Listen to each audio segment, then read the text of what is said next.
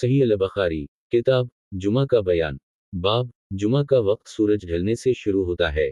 हदीस नंबर 903। तर्जुमा अब्दान अब्दुल्लाह यही बिन सईद रिवायत करते हैं कि इन्होंने उमर रजी अल्लाह अन्हा से जुमा के दिन गुस्ल के मुतालिक दरियाफ्त किया, तो इन्होंने जवाब दिया कि हज़रत आयशा रजी अल्लाह अन्हा फरमाती थीं कि लोग अपना कामकाज खुद किया करते थे।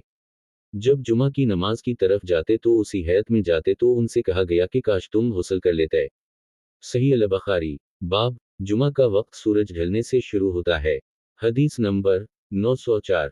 तर्जुमा सरीज बिन नोमान फली बिन सुलेमान उस्मान बिन अब्दुलरहमान बिन उस्मान तीमी हज़रत अनस बिन मालिक रिवायत करते हैं कि रसूल अल्लाह सल्लल्लाहु अलैहि वसल्लम उस वक्त जुमा के दिन सोए निकलते और जुमा की नमाज के बाद लेटते थे।